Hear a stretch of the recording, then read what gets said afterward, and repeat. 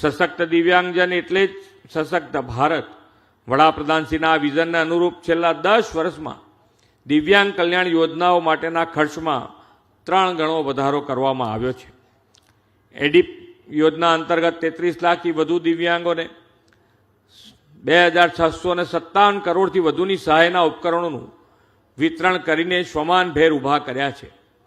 ગુજરાતમાં પણ 2.35 લાખ જેટલા દિવ્યાંગોને 156 કરોડની સાધન સહાય આપવામાં આવી છે.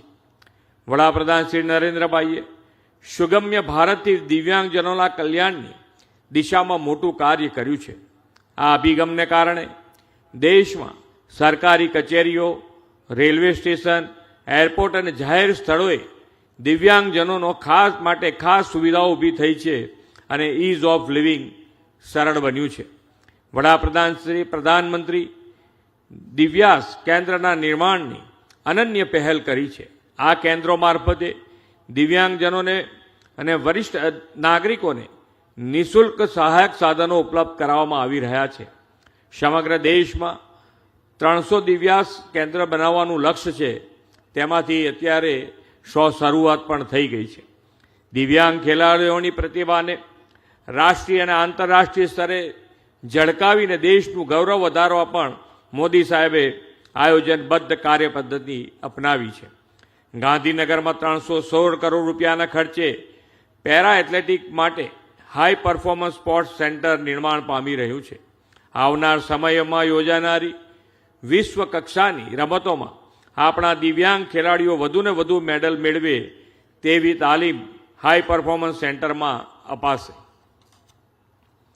રાજ્યના દિવ્યાંગોનું જીવન સરળ અને ઉન્નત બને તે માટે વડાપ્રધાન શ્રી નરેન્દ્રભાઈ મોદીના માર્ગદર્શનમાં દિવ્યાંગજનોના હિતમાં આપણે અનેક નિર્ણયો કર્યા છે.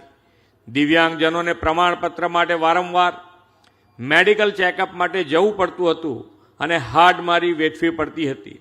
આ પ્રમાણપત્ર આજીવન માન્ય કરવાનો નિર્ણય કરીને દિવ્યાંગોને મોટી રાહત આપી છે.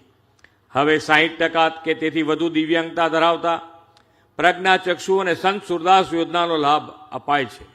રાજ્ય સરકારે છેલ્લા 5 વર્ષમાં 4 લાખથી વધુ દિવ્યાંગોને વિવિધ કલ્યાણકારી યોજનાઓના લાભ આપીને 820 કરોડથી વધુની સહાય આપી છે. આવી યોજનાઓનો લાભ મળવાથી દિવ્યાંગજનોની આત્મસન્માનથી જીવતા થયા છે. વડાપ્રધાન શ્રી નરેન્દ્રભાઈ મોદીએ વિકસિત ભારત 2047નો સંકલ્પ કર્યો છે. આ સંકલ્પ પાર પાડવા આપણે દિવ્યાંગજનોને શિક્ષણ, રોજગાર, ટેકનોલોજી અને ઉદ્યોગમાં સમાન ભાગીદાર બનાવ્યા છે.